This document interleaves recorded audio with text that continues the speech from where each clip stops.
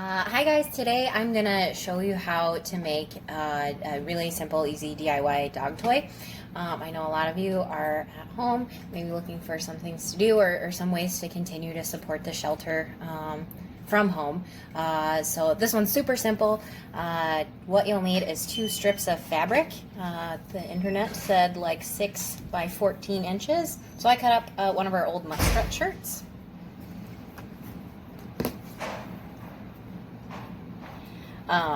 And a tennis ball, and then a longer strip of fabric. Again, that's just from my shirt. So it's super easy. You take one piece and cross it with the other piece. And then put your ball right in the middle. You can have a ball or just some like fluffy bedding or just the rest of your t-shirt. You can just ball that up and just put it in the middle. And then fold all the sides in, wrapping around the ball.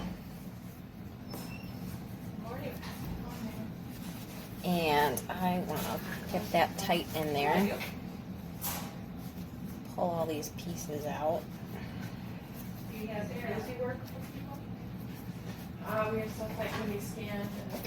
And then take your longer ribbon and wrap it around to tie it really tightly. So you pull the two short And then just tie it. push them into the middle, and then you gotta pull it out, put it down, and it just kind of folds. It's great on there. So it kind of looks like this. At least 4 pieces hanging out. And then you just cut each of these pieces so that you have strands to braid. And then you'll just want to like braid each strand and tie it off. So let me get that done and I'll show you guys what it looks like when we're done. Okay, I am about halfway done with this toy. So I've got a few braids here.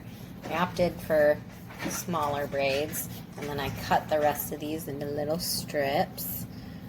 So we're just almost done here. I'm just going to keep on braiding. So this is what it looks like when it's all done. And this is Molly Ringwald hanging out in medical. Oh, she loves it. Get it, Miles.